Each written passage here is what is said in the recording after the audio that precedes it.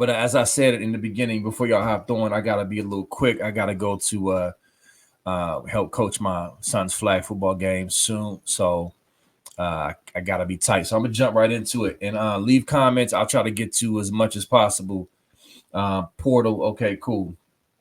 I'm gonna try to fly through this the spring game. First and foremost, let's all remember spring games are overreaction haven for fans. Overreaction, the positive or the negative. All right. So let's remember that. Keep that in mind as sort of our baseline. It's very hard to fully evaluate off of a spring game, especially when we haven't had the insight to see every spring practice like the coaches have. They have charted notes, they have stats, they have eyeballs, they got film, they got all that stuff. So just because one guy might have not been that great in the spring game doesn't mean he didn't have an overall good spring and vice versa. So let's remember that. Let's remember that. All right. So out the gate, man, in my notes, I put down T formation for short yardage is very interesting, but I like it. Um, one of the things I liked about Chip Kelly coming here is the run game. And it was weird to me when I heard fans just talking about, oh, you're not going to, the soft Pac 12, you're not really going to be able to run the ball now. I'm like, what? Like, do you even know who Chip Kelly is? Like, go look at UCLA. Like, they run the ball, okay? And he's very creative at running the ball and getting guys in space. That's what he's been known for forever since we've known of him. So running the ball was one thing I was excited about from a creativity standpoint. And then on top of that, having Judkins and Henderson in the backfield that we have in the whole nine. So yeah, Robert, I love the first offensive play. I mean, it was just dope, just to see that. Obviously, even Chip Kelly said in his post game presser, that's not something we're gonna do like a ton. It's just short yardage stuff, but it's a nice wrinkle because you got a lot to worry about depending on how it's designed. And I have full confidence it's going to be designed in a way that's creative and effective.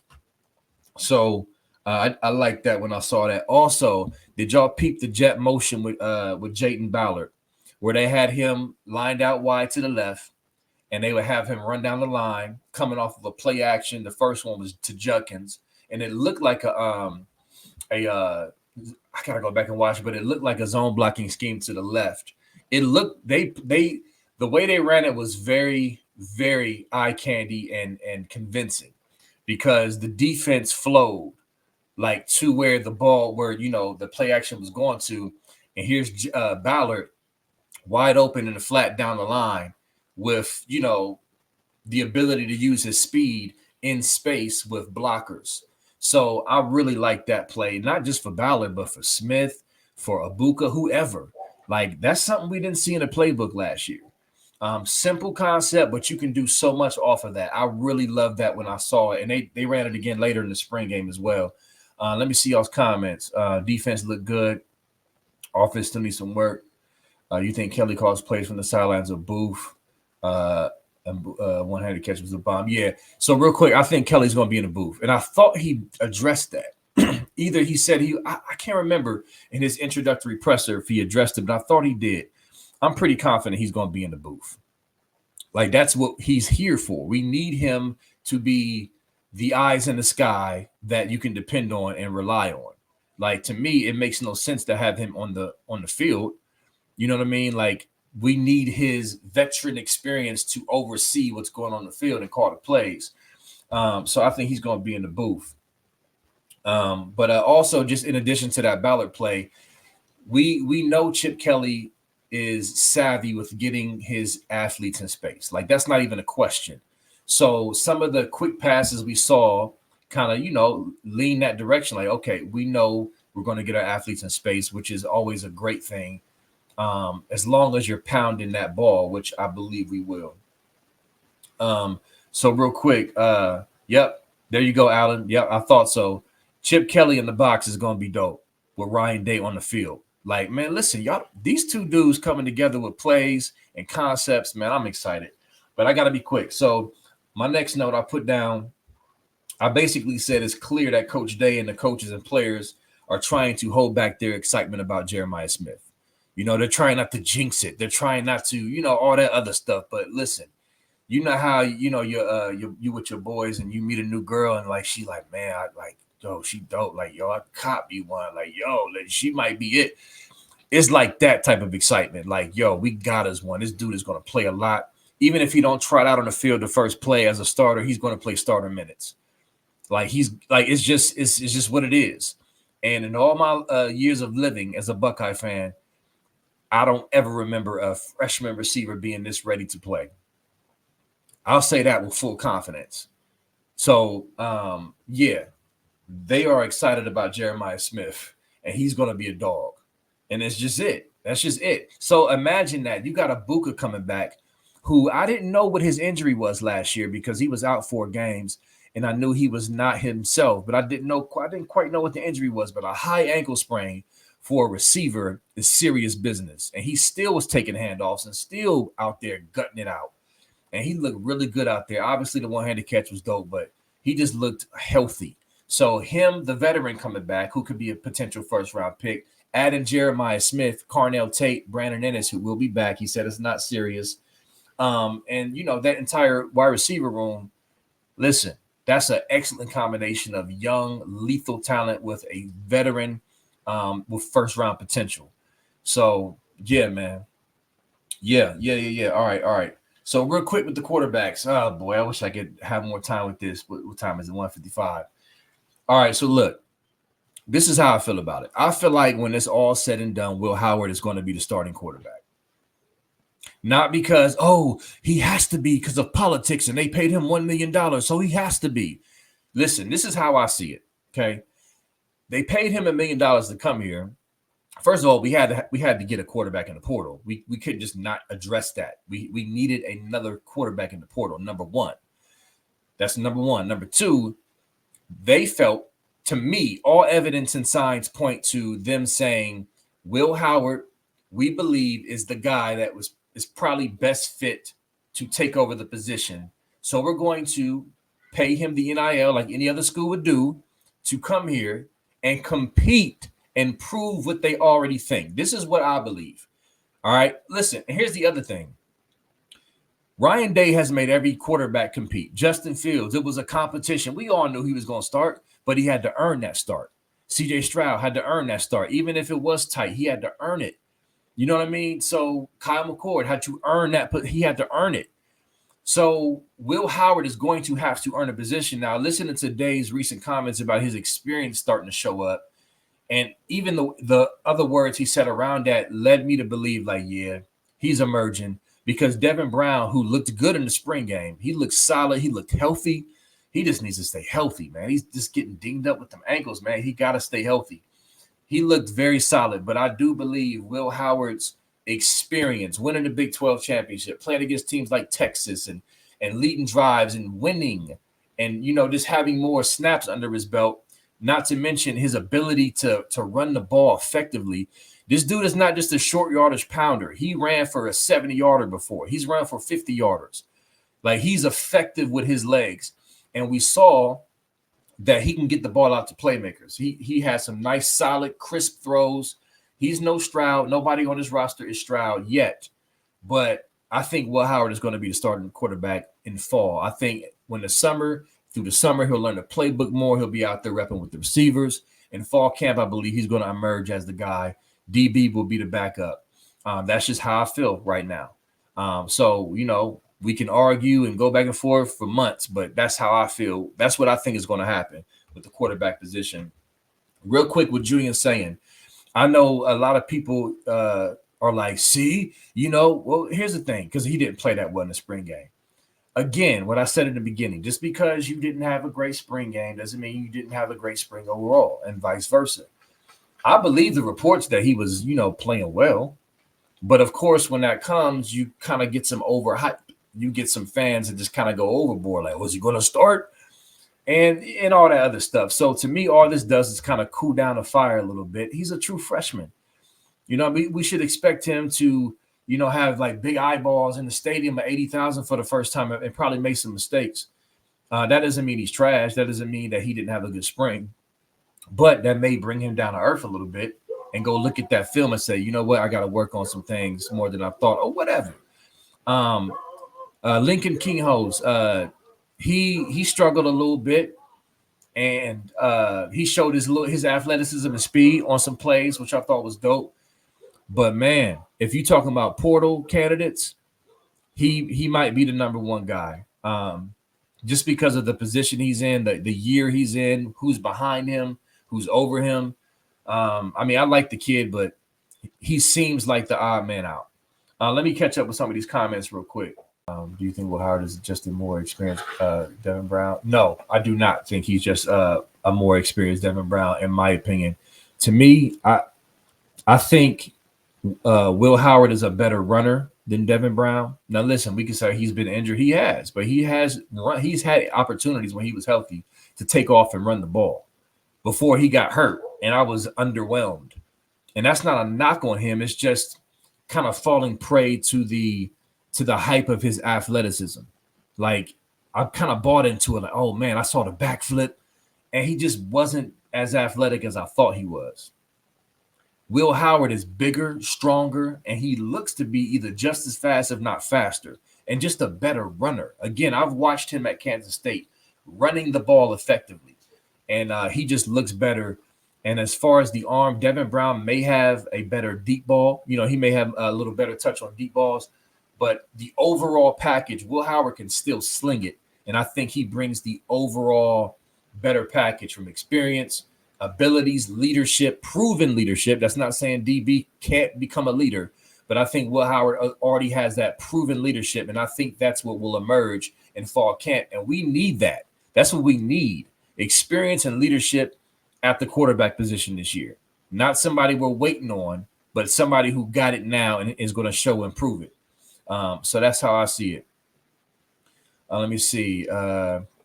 Yeah. So let me move on real quick. And then Aaron Nolan came in, and this is the flip side because, you know, people's like, man, Aaron Nolan, is he going to transfer? Nobody's talking about him in spring, but he looked really good out there in his, in the time that he had in the second half. You know what I mean? So he kind of flipped the script on the narrative from himself, even though that's probably not fair, per se, based off the total package of the spring. But these are freshmen, though. We got to remember that. These are freshman quarterbacks who are going to learn. Some are going to process things differently at different paces and all that. They're going to grow at different rates. You know what I mean? But as fans, we kind of tend to just, overreact and just say, oh, he's going to transfer. Well, nobody's talking about him in the spring. He's done. When it just takes time to develop, more so for some kids than others.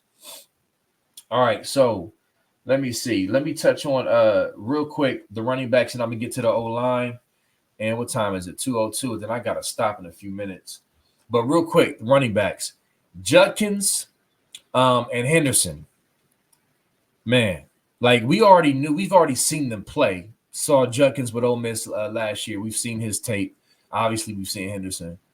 Man, this 1-2 punch is going to be nuts.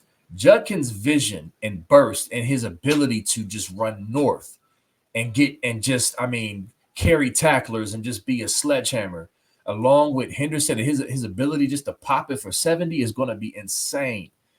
Insane. And O-line is probably one of the hardest things to evaluate in spring because it's a controlled environment. The defense, you're running plays you've been running all spring. The defense can see stuff. You're very vanilla. You know what I'm saying? And so it's just tough to evaluate. And then after a while, they start mixing and matching and switching guys around and all that. But I did see some really good things early on. There was a play where Judkins, they pulled a guard. I don't have everything right in my memory, in my mind, but they pulled a guard over and they brought Thurman. They brought him over to block the backside DN, I believe, and it sealed him off nicely. Judkins saw the hole, had great vision, and would have had a big gain if they didn't blow it dead. But just the flow of that play, because remember early last year, they were struggling with going back and forth with gap scheme and zone scheme, and they couldn't make up their mind, and they didn't look fluid. So seeing them look like they know what they're doing really was comforting. But also remember, we broke in 3 new starters last year, y'all. I know everybody's down in the O-line. I get it. And that's definitely a concern. But we broke in 3 new starters. So you got a whole year of experience under the belt. McLaughlin, people wanted to say, oh, well, he had bad snaps against Scum, in the Bama game. And he did. But overall, if you go look at his film, he's a mauler. And that was not really an issue before that. So I think that was a big pickup, more experience. And we saw progression last year when they decided to focus more on gap scheme, hat on hat type stuff. And so I think that with Chip Kelly, experience, our running backs, I think our run game is definitely going to be improved this year. And then speaking of running backs, Sam Williams-Dixon, a lot of people try to say he was a throw-in. He's not running like he's a throw-in. He runs hard, and he showed he has some good vision and some nice burst. And James Peoples looked good in flashes too, man. I mean, we're going to miss Dallin Hayden. He was a great kid. But I think we good in the backfield, man. I'm not really concerned about losing Hayden, although it was sad because we like him. He really held it down for us against Maryland 2 years ago, so we got love for the kid, but we're going to be straight, man. But so with the O-line, I'm going to see what happens in the portal if we go after some depth, if there's somebody that emerges that makes sense to bring in. But I'm not as down on the O-line as some are because here's the thing, and I brought this out before. Remember in the Scum game, I'm trying to show you a snapshot of the progression of this line. There was a drive. I think it was a 90-yard drive or an 80-yard drive where most of the plays were run plays, and we ran it down their throat for a touchdown. Almost the whole – it was a few quick passes early on. Then the rest of the time it was run plays. Like that was a short of a flash of the O-line and their progression against a really good D front in their home. They could not stop the run. They couldn't stop us. You see what I'm saying? Like that, I think people want to look at the Missouri game, which was not a true representation of the Ohio State Buckeyes, missing our starting quarterback, flipping around the O-line. That wasn't O-State, all right? But people have that in their mind, and they're just kind of broad brushing the 2023 season with that in their mind. But if you look at the best opponent on our schedule at their crib and see what we did in that drive, it kind of gives you a balanced perspective of, hey, this O-line maybe has some potential to get even better with another year, and with a great play caller as far as the run game goes with Chip Kelly. So yes, I'm concerned, but my concern is not that great for the reason I just stated. I think this O-line, all they have to be is just solid, to be honest with you, with all these weapons. They don't got to be the Joe Moore award-winning line this year. They just need to be good and reliable, and I think they can be. But I'm looking at this portal to see what's popping because I will gladly take another tackle. That's an All-American type level and shore that up for sure. All right, so let me see. So last thing I'm going to say, and I'm going to hop off here because I was at the game. I really enjoyed the broadcast when I rewatched, man. That was kind of a fun, that was a fun watch with Klatt and Urban and, the whole team, man, and Day kind of weighing in real time and Chip Kelly. That was a nice little broadcast, man. I enjoyed it. It was kind of, I don't know. It was just like if I'm a non-Buckeye fan watching from across the country, I felt a little bit of juice. I felt a little bit of, excitement, little buzz. Like, hey, like I don't know. It was a feel good type of thing, and I believe these boys are hungry. And I'm going to say this one last thing, and then I'm gonna be out. You see Scum fans and haters are saying, oh, well, we built, not bought. Our program is built, not bought. Basically what they're trying to do is they're trying to get out ahead of what they believe may come, which is a Buckeye championship, a win over Scum, and, and all the other stuff by trying to taint and poison what's actually been built and established and get out in front of it and discredit it. That's what they're trying to do. But here's the thing, though. We had a bunch of players come back, not just for NIL money. They could have got money. A good amount of them dudes, Sawyer, Henderson, Burke, others could have got more money in the draft than they did in NIL. All right? So it wasn't just about money. It's because they wanted to come back for the brotherhood, win a ship, beat Scum, and flip the script on their legacy before they left. That stuff is real. You could play it down all you want, haters, but that's real. And they basically put their career where their mouth is. All right. So there's that. Then something funny happened. a legendary Hall of Fame coach retired named Nick Saban, which opened up a whole bag. Julian Sayin, who was high on Ohio State's list, or in vice versa in recruiting, basically said, I want to go somewhere where I know I'm going to get coached up. He sees CJ Stroud killing it in the league. Ohio State, oh yeah, that's the move. So yeah, come on to Ohio State. And yes, we're going to hook you up with money just like the other schools would have to do to compete with the other schools. Caleb Downs, he wasn't going nowhere if Nick Saban wasn't leaving. We were probably his number 2 in his recruitment. Like, of course, Saban retiring made it so that we can get those 2 blue chip players to come to Ohio State. And yes, we're going to break them off with bread if they come. You know what I mean? Like, they try to make it seem like we just out here like Miami and Texas A&M dropping bags, especially on high school recruits. We don't do that. If you notice that, you don't get no deals until you actually come here and sign. That's how our NIL works. We only drop bags on proven players like Henderson and Sawyer and JTT that's coming back. You know what I mean? So that's the difference. So don't miss me with this built not bought stuff. You know what I mean? But I just wanted to rant about that real quick. Let me see these comments real quick before I because we gotta leave in a few minutes, man. Let me see. I'm impressed, Damon Lane, at how quickly Howard is picking up the offense. Devin even made a great improvement. Secondary is elite. Yeah, so I didn't even talk about the defense. Listen, the defense is dope. I wasn't even watching the defense that much. I was watching them, but I'm not watching them because we know they dope. We know this secondary. They were all over our receivers. That might have been a couple flags, might have been a little bit of hold on a couple plays, but the point is it was blanketed coverage. They were sound out there. Our D-line, Mitchell Melton, is healthy, and he looks good. I think we got so much depth now. I'm not worried about the defense at all. Linebacker is the question mark, mainly. But I'm even encouraged about what I've been hearing in the spring for that as well. And I think it's all about how we use some of our linebackers like C.J. Hicks. Like, we need to use him correctly, unleash him in a Baron Browning type way at times. You know what I mean? So I ain't worried about the defense. Defense is going to be dope for sure. But real quick to your point, Damon Lane, I know our fan base likes to pit our players, our quarterbacks against each other, but we need Devin Brown to be really, really good. We need Will Howard to be really, really good. We need our entire quarterback room to be lights out. When you come in the game, you're executing, you're running the offense. It's not that much of a drop-off, if any. That's what I'm rooting for. I'm rooting for Devin Brown to be dope.